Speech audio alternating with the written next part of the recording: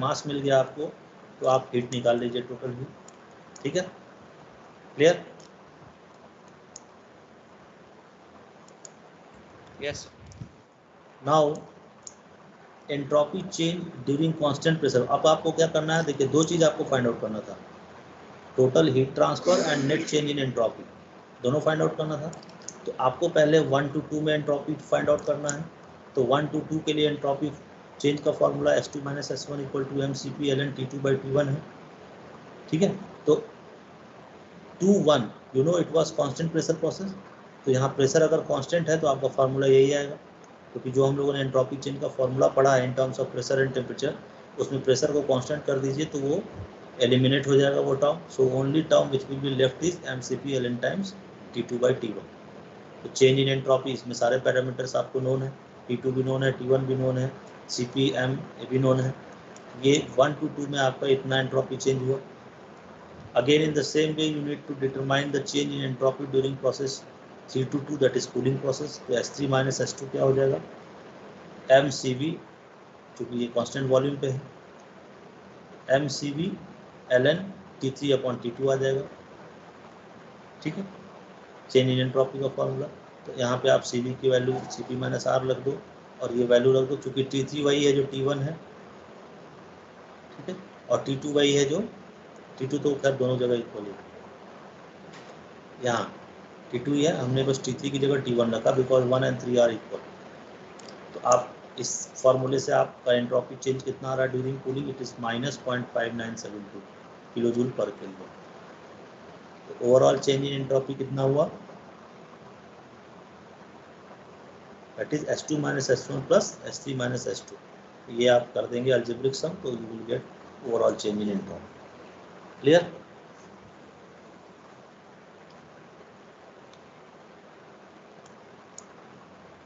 Clear? Okay. In the same way, one more question is there. You see, इसको पढ़िए 9.32 को एक बार।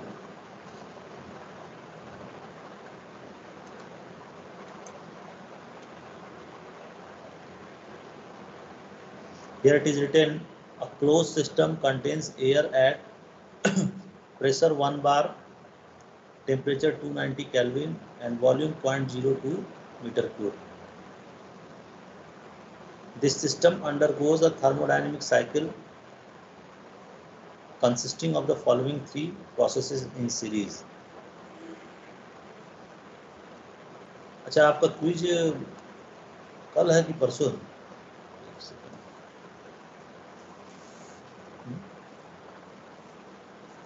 परसों है सर, 7th। परसों है ना सर? एक्सक्यूज मी सर, अगर कोई इशू ना हो तो कल क्विज रख सकते हैं, क्योंकि परसों मुझे एक फ्लाइट है कैच करना। नहीं, आप ही लोग तो बोले थे कि कल मत रखिए, परसों रखिए, इसलिए तो हमने रखा था। नहीं सर, कल ऑलरेडी 2 एग्री है तो सर। फिर ठीक है, कल ऑलरेडी 2 टेस्ट है सर। इसलिए तो आप ही लोग बोले थे, इसलिए मैंने थर्सडे को रखा था।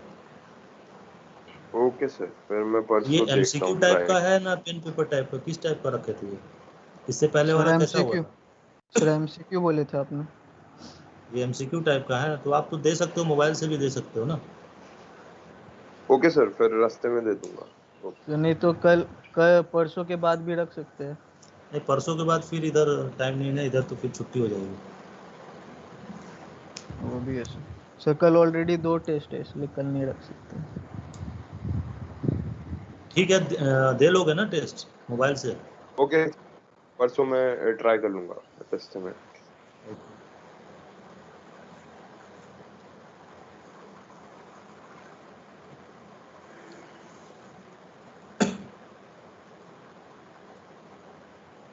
Okay, so here you see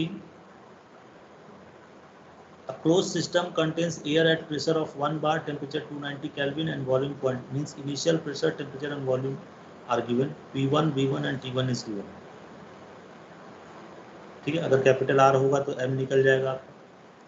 तो this system undergoes a thermodynamic cycle consisting of the following 3 process. 3 process आपको रिप्रेजेंट करना है। 1 to 2 it is constant volume heat addition till pressure becomes 4 bar, means आपको एक constant volume process दिखाना है जिसमें कि हीट ऐड हो और प्रेशर फाइनल 4 बार हो जाए इनिशियल 1 बार से, then 2 to 3 constant pressure cooling, first it is heating then cooling and then isothermal heating to initial stage. तो यहाँ देखिए रिप्रेजेंट किया गया है 1 to 2 आपने सबसे पहले हीटिंग शो किया कांस्टेंट वॉल्यूम पे, ठीक है। 2 to 3 आपने कांस्टेंट प्रेशर पे कूलिंग शो किया और 3 to 1 आइसोथर्मल पे शो किया आपने कि आइसोथर्मल में टेम्परेचर कांस्टेंट रहेगा, इसलिए 3 to 1 process constant temperature process है। 1 to 2 में आपका टेम्परेचर रेज हो रहा है, इसका मतलब हीटिंग है, हीट ऐड हो रहा है। 2 to 3 में आपका टेम्परेचर डाउन हो रहा है, it means it is cooling और हीट रिजेक्शन। टीएस में तो आप ऐसे ड्रॉ कर देंगे। ऑलवेज ध्यान रखिएगा कांस्टेंट प्रेशर प्रोसेस और कांस्टेंट वॉल्यूम प्रोसेस का नेचर मोर और लेस वैसे ही होता है कर्व, बट स्लोप का डिफरेंस होता है, ये मैंने पहले भी बताया। एक का स्लोप ज़्यादा होगा, एक का स्लोप थोड़ा कम होगा, ठीक है। और पीवी डायग्राम में आप इसको ऐसे रिप्रेजेंट कर सकते हैं 1 to 2 था ना पहले, हाँ 1 to 2 था जिसमें आपने कांस्टेंट वॉल्यूम पे उसको हीट किया, तो हीट करेंगे तो उसका वॉल्यूम कांस्टेंट है, प्रेशर बढ़ जाएगा, तो this is your constant volume process. 2 to 3 में आप क्या कर रहे थे, कांस्टेंट प्रेशर कूलिंग कर रहे थे, तो प्रेशर यहाँ 2 to 3 कांस्टेंट है और कूलिंग कर रहे हैं तो वॉल्यूम हमारा डिक्रीज हो रहा है। और 3 to 1 हमारा क्या है, आइसोथर्मल हमारा हीटिंग, यहाँ पे आइसोथर्मल है, क्या था आइसोथर्मल ही था, isothermal heating to initial stage. यहाँ पे कांस्टेंट टेम्परेचर पे आप इसको हीट कर रहे हैं अप टू इनिशियल स्टेज, ठीक है।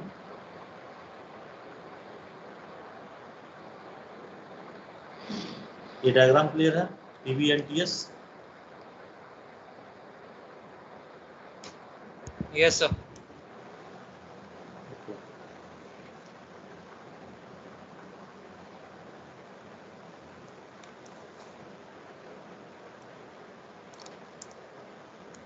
अब देखिए आपको क्या कैलकुलेट करना है, evaluate the change in entropy for each process. Each process का मतलब हो गया for 1 to 2 change in entropy, then 2 to 3, then 3 to 1, यही करना है। तो 1 to 2 you know it is constant volume process, तो कांस्टेंट वॉल्यूम प्रोसेस के लिए जो चेंज इन एंट्रोपी का फॉर्मूला है वो अप्लाई कर दीजिए, mcv ln T2/T1, you know T2 you know T1। अगर नहीं नोन है तो आपको निकालना पड़ेगा। जैसे देखिए यहाँ पे चूंकि हमें P1 V1 T1 नोन था, तो आपने आइडियल गैस इक्वेशन लगा के मास कैलकुलेट कर लिया, ठीक है, m = P1 V1/RT1, ये 0.024 kg आ गया।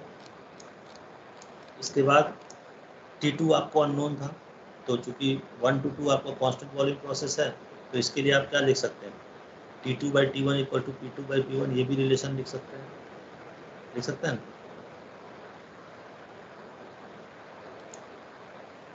जैसे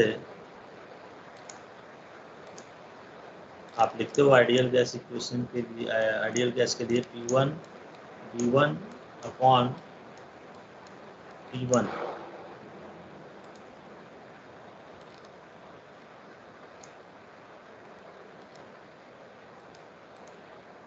V1/T1 is equals to P2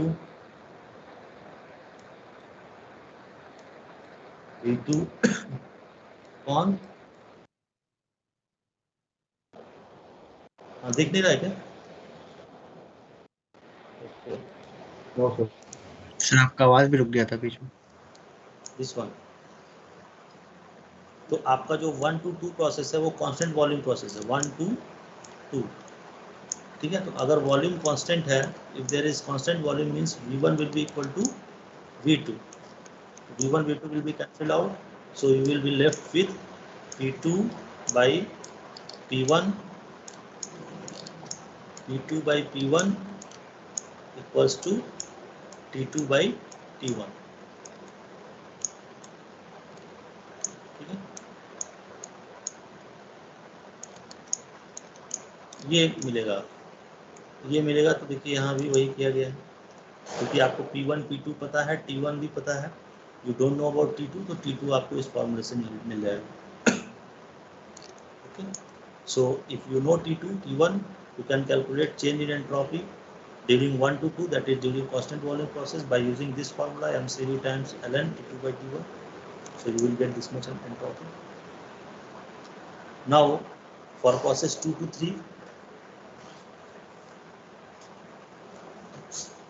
2 to 3 में क्या है? You know T1 is equal to T3 because isothermal process था 3 to 1. तो जो टेम्परेचर 3 पे होगा वही टेम्परेचर T1 पे होगा. तो it is 290 kelvin. But okay, T2 भी नो नहीं है आपको, क्योंकि यहाँ T2 फाइंड आउट कर लिया आपने. So you know T3, T2 and process is 2 to 3 is your constant pressure. जो कांस्टेंट प्रेशर प्रोसेस है, तो again you can find out change in entropy for this constant pressure process. ठीक है, तो it will mCp ln times T3 upon T2. Now Cp you also may write Cv plus R.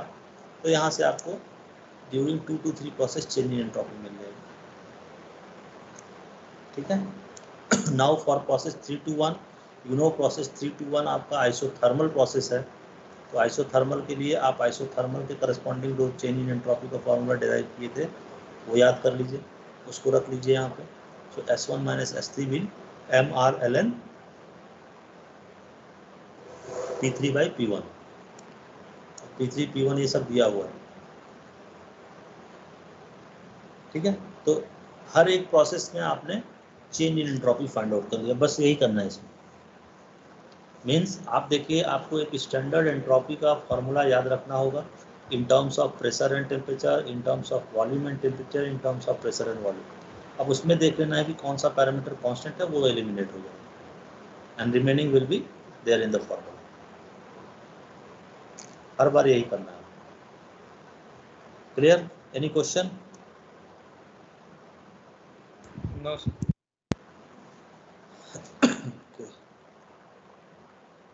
ये हम लोग share किया था शायद आपसे 4 and 5.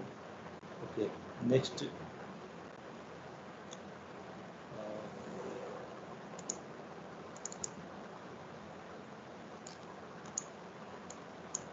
देखिए, इस पे करना है हम लोग को अवेलेबल एंड अनअवेलेबल एनर्जी. ये आपका क्विज में भी क्वेश्चन इससे आएगा, अवेलेबल एंड अनअवेलेबल एनर्जी. तो हमने अवेलेबल और अनअवेलेबल एनर्जी बताया था आपको. The useful energy is known as available energy, and the energy which is not being used and other means instead it is waste to the heat sink, it is known as unavailable energy. ये हमेशा ध्यान रखिए. ठीक है, तो अब देखिए यहाँ पे हमको कुछ न्यूमेरिकल्स इसके भी देख लीजिए. जैसे ये देखिए example 10.1, calculate the availability and unavailability. ध्यान रखिएगा, अवेलेबिलिटी और unavailability, available energy unavailable energy का भी क्वेश्चन आपके क्विज में रहेगा. ठीक है, सो calculate the availability and unavailability of the system that absorbs 15,000 kilojule of heat from a heat source at 500 Kelvin temperature while environment is at 290 Kelvin. Means there is a heat source which is at 500 Kelvin and heat sink which is at 290 Kelvin. ठीक है, और आपको एक system जो कि 15,000 kilojoule heat absorb कर रहा है, ठीक है, उसकी अवेलेबिलिटी एंड अनअवेलेबिलिटी निकालनी है आपको. तो वो कैसे निकलेगा? देखिए, सबसे पहले क्या करेंगे, हम एंट्रोपी चेंज निकाल लेंगे Q/T करके. एंट्रोपी चेंज मीन्स जो जिस सिस्टम से हीट ले रहा है उसकी एंट्रोपी में कितना चेंज हुआ, तो कितना हीट एब्जॉर्ब किया इसने रिसीव किया डिवाइड बाई इट्स टेम्परेचर, तो ये हो गया आपका 30 किलो जूल. अब अनअवेलेबल वर्क ये T0 इंटू DS. T0 मतलब टेम्परेचर ऑफ द सराउंडिंग, जिसको हीट दे रहे हैं आप.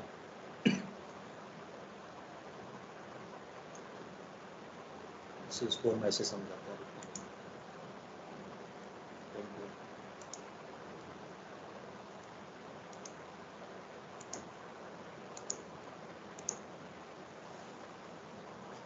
Is it visible? Yes sir. Yes, sir. 200 Kelvin and 290 Kelvin.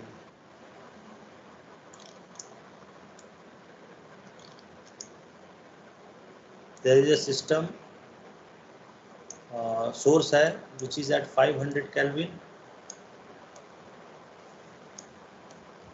Okay, and there is a system works between these temperature limits 500 and 290 Kelvin.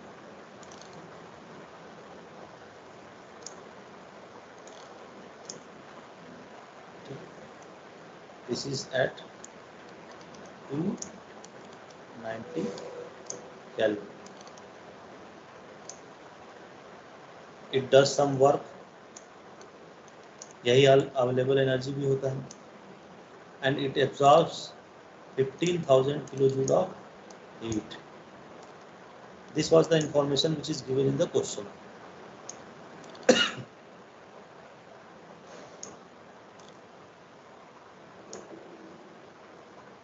ठीक है, तो आपको ये फाइंड आउट करना है. फाइंड आउट क्या करना था इसमें? अवेलेबिलिटी एंड अनअवेलेबिलिटी, यही ना? ओके, तो ये कैसे निकलेगा?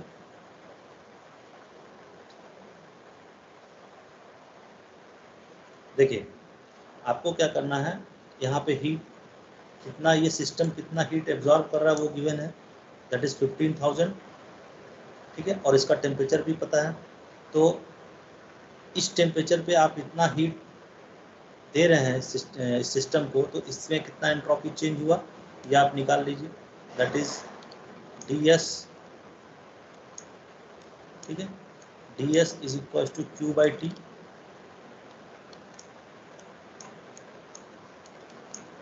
ये मिल जाएगा जो भी आएगा. ठीक है, अब आप कितना हीट यहाँ देना है, यहाँ ये अनयूज्ड वर्क जो है, अनअवेलेबल एनर्जी. ठीक है, जो रिजेक्ट हो रहा है हीट सिंक को वो अनअवेलेबल एनर्जी है, और जो यहाँ वर्क मिल रहा है वो आपका अवेलेबल एनर्जी है.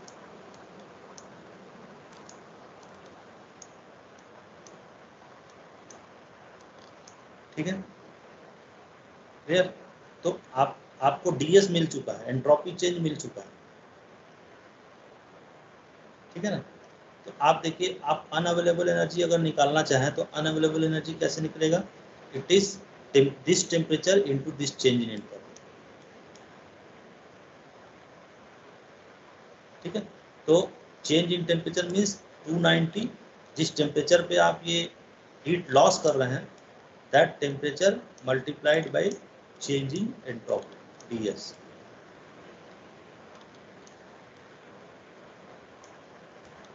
यही किया गया है यहाँ पे, T0 इंटू ds. ये अनअवेलेबल वर्क हो गया. ठीक है, ये अनअवेलेबल वर्क आपका यहाँ से निकल जाएगा. And if you know heat absorption and unavailable work, you can calculate this W, because ये इनपुट पता है, ये आउटपुट पता है, और ये आउटपुट है. तो आप इन तीनों में एनर्जी बैलेंस इक्वेशन अप्लाई करके इन तीनों में आप ये भी निकाल सकते हैं कि अवेलेबल एनर्जी W कितना है. ये कितना आएगा? Q minus T0 ds. T0 मतलब ये 290 केल्विन. ठीक है, T0 इसलिए बोल रहे हैं कि वो सराउंडिंग के टेम्परेचर को रिप्रेजेंट या सिंक के टेम्परेचर को रिप्रेजेंट करता है. ठीक है, तो ये किया गया है इसमें.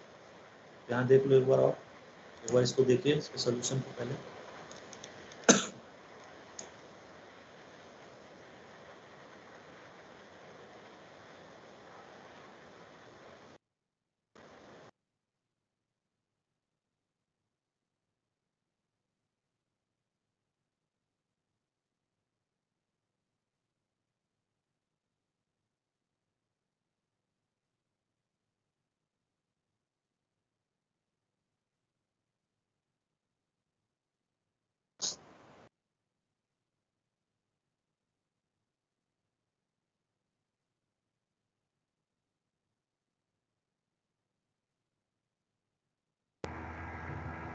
Yes, sir. क्लियर है?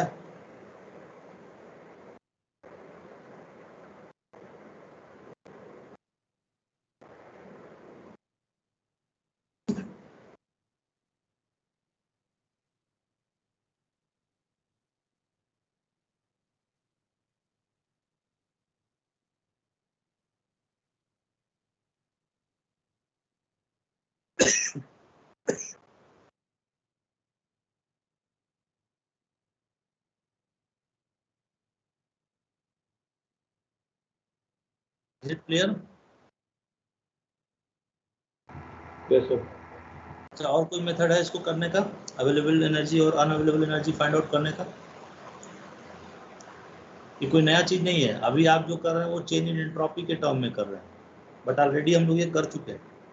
Sir Gibbs energy, no Gibbs energy नहीं, ऑलरेडी देखो इसको हम क्लोज देखो, आपको क्या कैलकुलेट करना है, available energy and unavailable energy या अवेलेबिलिटी एंड अनअवेलेबिलिटी।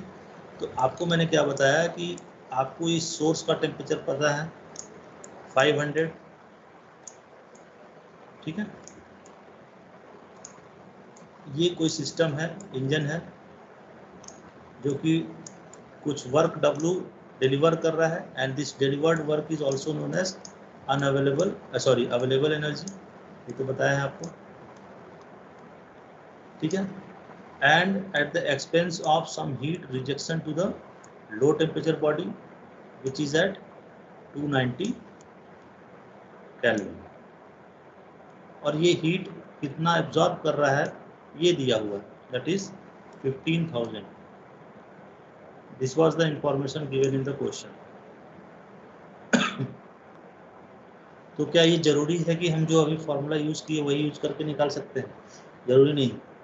आपको ये भी मैंने बताया, efficiency of heat engine is equal to T higher minus T lower upon T higher.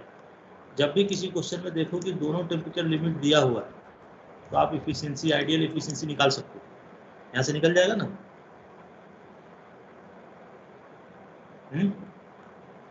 Yes, sir. And it is also equal to amount of work delivered upon heat supply, that is 15,000, जो heat supply कर रहे हैं आप इस system में, ये इसके equal भी होगा, क्योंकि हमने एफिशिएंसी ऑफ हीट इंजन आपको टेम्परेचर लिमिट्स के टर्म में और हीट और वर्क के दोनों टर्म्स में बताया है।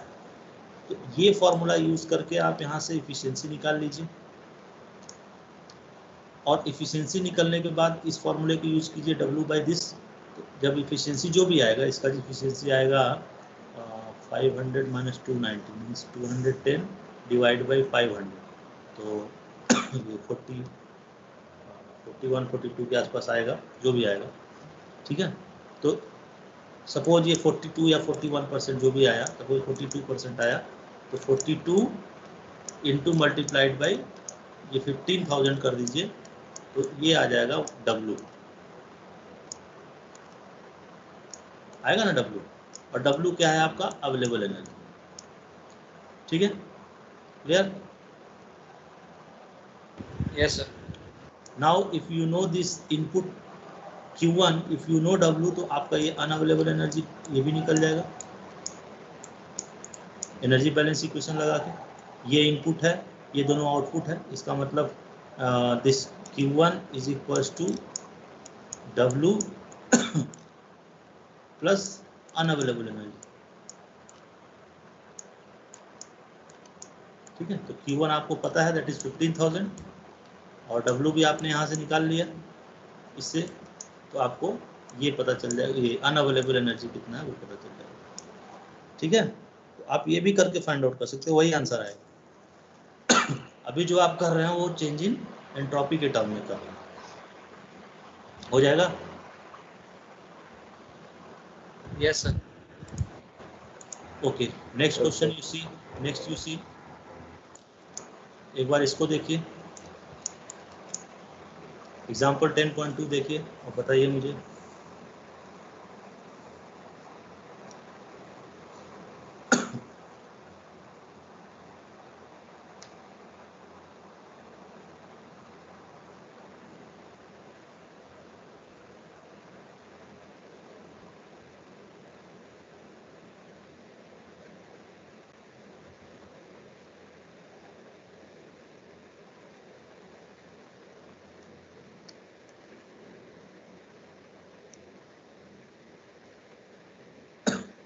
देखिए अगर सोर्स सिंक टेम्परेचर और ये इस तरह से नहीं दिया है तो आपको एंट्रोपी चेंज के टर्म में आपको फॉर्मूला याद रखना है कि अनअवेलेबल एनर्जी क्या होगा।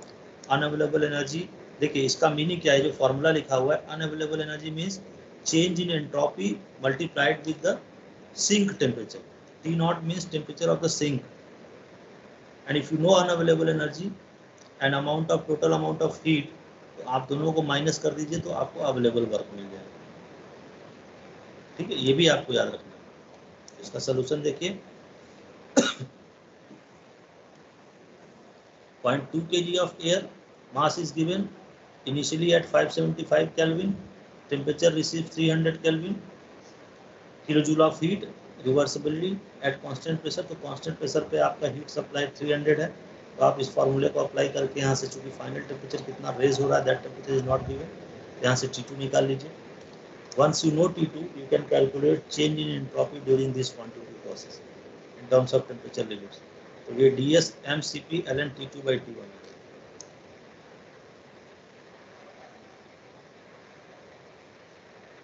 ठीक है, ds will be mcp ln T2/T1। तो ये आ गया चेंज इन एंट्रोपी। जब आप ds आपको मिल गया तो जस्ट आप ds चेंज इन एंट्रोपी को आप मल्टीप्लाई कर दीजिए सिंक के टेम्परेचर से, तो it will give you the amount of work, unavailable work और rejected amount of heat, and इसके बाद टोटल हीट में से उसी क्वांटिटी को आप सब्ट्रैक्ट कर दीजिए, so it will give you amount of available work. ठीक है, तो ये क्वेश्चन पे डिपेंड करता है कि क्या दिया है नहीं दिया है, अकॉर्डिंगली आप फार्मूला या तो चेंज इन एंट्रोपी के टर्म्स में फाइंड आउट कीजिए, या जैसे अभी हीट सोर्स और सिंक, अगर उसमें आपको लगता है कि सफिशिएंट इन्फॉर्मेशन इज गिवन, आप वैसे भी निकाल सकते हैं। Both methods are there.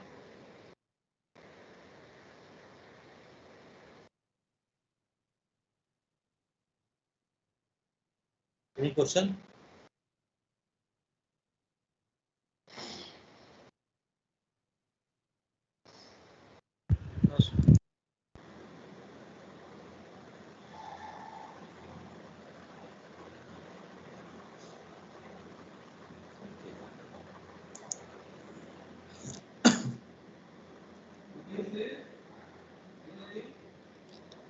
ये भी उसी टाइप का क्वेश्चन है, ये हमने करा चुका है, same type question.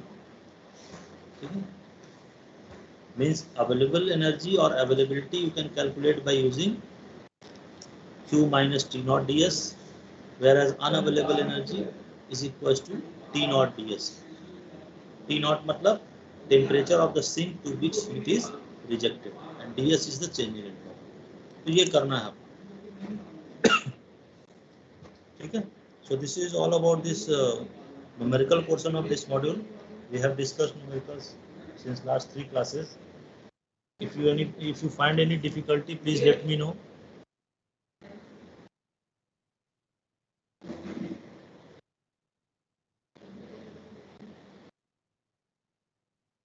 Any query regarding calculation? हालांकि ये जितने न्यूमेरिकल्स हम शेयर करेंगे आपको अभी, हालांकि पहले ही शेयर कर दिया है, लेकिन आज जो करा है वो भी शेयर कर देंगे। बट ऐसा नहीं है कि इतना यही लिमिट है आपका, इसी से आएगा ऐसा नहीं है। ठीक है, वो आप जो बुक्स होंगी आपकी, कोई भी जो भी बुक अवेलेबल हो उस बुक से भी आप इसको प्रैक्टिस करेंगे। हाँ, in case if you have any question any problem you can discuss on tomorrow also, tomorrow class में भी डिस्कस कर सकते हैं। Otherwise, I will start next module, that is module number 5. That is also lengthy module. There are 6 cycles and each cycles we need to discuss। हाँ, एक चीज़ और है कि आपको हम कल जो आपका नेक्स्ट मॉड्यूल होगा, मॉड्यूल नंबर 5, हमने पहले ही बताया है कि module number 5 you need to prepare power point presentation. आपको ग्रुप वाइज प्रेजेंटेशन होगा। ठीक है, यहाँ हमने बनाया भी है, उसको दिखा देते हैं आपको, आप एक बार देख लो, बट उसको हम शेयर भी करेंगे सो दैट कि it will be remember for all of you.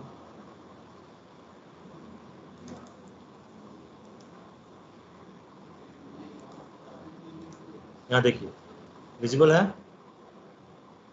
Yes, sir. ये 3-3 4-4 ग्रुप का स्टूडेंट का बना हुआ है। यहाँ पे आपका कितना स्टूडेंट है? 15 7 कितना स्टूडेंट? 15 ना, 6 नहीं 17 है ना? हाँ ठीक है।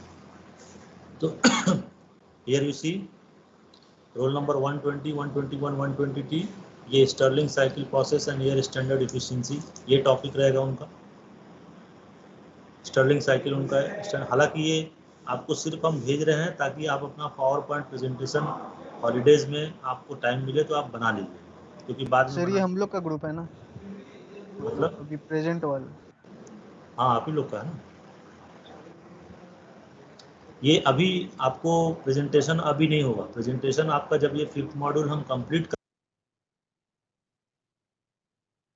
करेंगे, ठीक है, आफ्टर 5th मॉड्यूल। लेकिन टॉपिक हम आपको सिर्फ इसलिए अभी दे देंगे कल, ताकि आप इसको अगर टाइम मिलेगा आपको हॉलीडेज में तो आप इसको एटलीस्ट बना सकें, क्योंकि बाद में फिर ये भी देंगे, फिर उधर दूसरा किसी का क्विज वगैरह रहेगा तो प्रेशर हो जाएगा, ठीक है। इसलिए हम ये टॉपिक अलॉटमेंट आपका कर देंगे। Now it depends on you, अगर आप पहले बनाना चाहो बना के आप अपने पास रख सकते हो, but the presentation will be held only after the completion of the syllabus, ठीक है। 5th मॉड्यूल जब कंप्लीट होगा उसी के बाद। यहाँ मैंने लिख भी दिया है, देखिए, each group required to prepare their power point presentation maximum 10 page का प्रेजेंटेशन, उससे ज़्यादा नहीं बनाना, एक ग्रुप का 10 page, and one group means जैसे 3-4 रोल नंबर जो भी दिया है, every student has to present and they have to say something, some questions will be asked, they have to answer, ठीक है। क्वेश्चन पूछा जाएगा, आपको आंसर करना, ठीक है। कब लेंगे प्रेजेंटेशन, उसका डेट और टाइम आपको व्हाट्सएप पे इन्फॉर्म करेंगे, ये हम आपको कल शेयर करेंगे क्लास के बाद, ठीक है। Yes. Okay. Any other question? And tomorrow I will start air standard cycle, air standard just introduction start